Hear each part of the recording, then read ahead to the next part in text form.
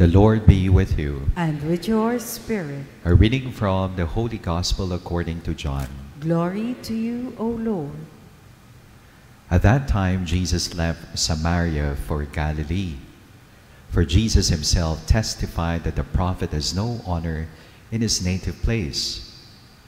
When he came into Galilee, the Galileans welcomed him, since they had seen all he had done in Jerusalem at the feast. For they themselves had gone to the feast. Then he returned to Cana in Galilee, where he had made the water wine. Now there was a royal official whose son was ill in Capernaum.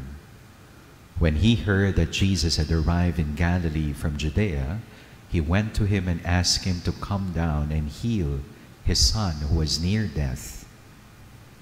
Jesus said to him, "Unless you people see signs and wonders, you will not believe." The royal official said to him, "Sir, come down before my child dies." Jesus said to him, "You may go, your son will live." The man believed that Jesus said to him what Jesus said to him and left. While the man was on his way back, his slaves met him and told him that his boy would live. He asked them when he began to recover. They told him, the fever left him yesterday about 1 in the afternoon. The father realized that just at that time Jesus had said to him, "Your son will live." And he and his whole household came to believe. Now this was the second sign Jesus did when he came to Galilee from Judea. My dear friends, the Gospel of the Lord. Praise to you, Lord Jesus Christ. Good afternoon, sisters and brothers in Christ. Peace and blessings to everyone. Every day of our lives, we make choices and decisions. And as we discern and decide, we seek for signs to guide and accompany us. A world without signs, cues, would be lost and limited in its communication and navigation, education and learning, socio-cultural interaction, even commerce and services. We seek for signs whenever we decide. What are the examples of signs? Road and traffic signs, directive, weather signs, predictive, health signs, indicative, social political signs, suggestive.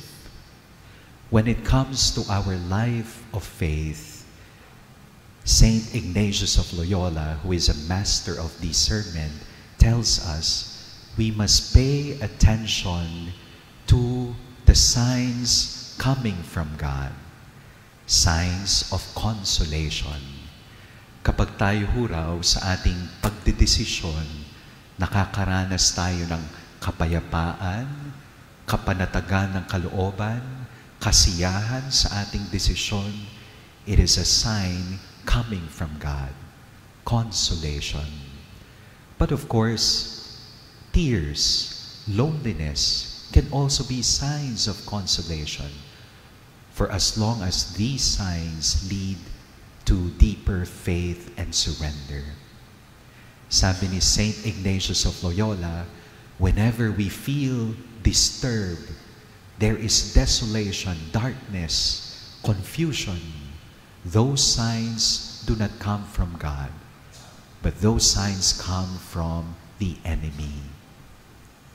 My dear friends in Christ, in our gospel reading today, Jesus performs the second sign in the Gospel of John, the healing of an official's son. Ang isang magulang gagawin lahat para ho sa anak. Itong magulang na ho ito would travel from Capernaum to Cana, 30 kilometers. Wala pa ho nung mga sasakyan, under the heat of the sun. Sabi nga, kapag ang anak nagkasakit, ang mararamdaman ng magulang times 3, times 4, times 5. Ito pong magulang nagmakaawa sa ating Panginoong Hesus upang pagalingin ang kanyang anak. Well, his faith may be real. His faith may be incomplete. Or his faith may be motivated by sheer desperation. But the Lord Jesus showed compassion, healing by healing the son of the official.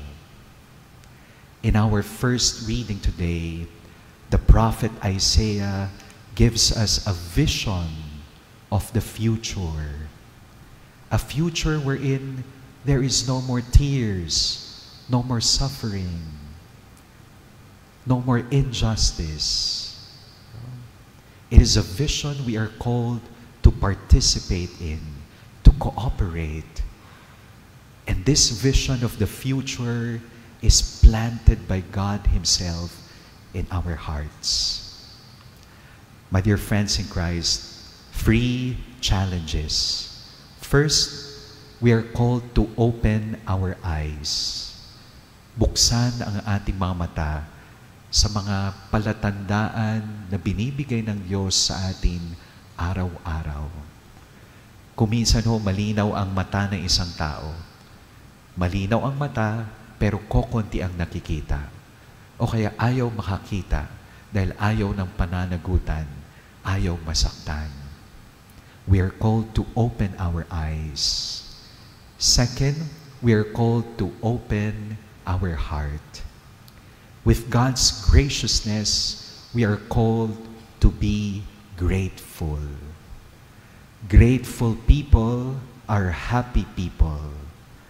Grateful people are not only happy people, but they're healthy people, hopeful people, holy people. Sino daw sa atin dito yung mga may pinakamalinaw ang mata?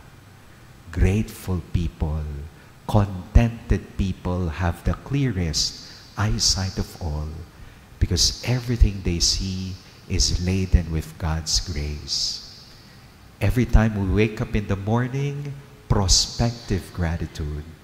Every time we sleep in the evening, retrospective gratitude. And finally, with God's graciousness, the challenge of gratitude, also the challenge of generosity.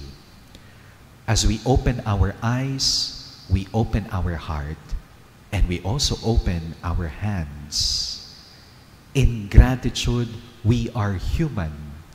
In generosity, we are divine. Iba-iba ho ang dahilan ng pagbibigay ng tao. Yung iba, they give out of duty. Yung iba, they give because they are happy in giving. Yung iba, nakaranas sila ng tumanggap. Nakaranas ng walang-wala. Kaya sila ay nagiging mapagbigay. In gratitude, we are human. In generosity, we are divine. Amen.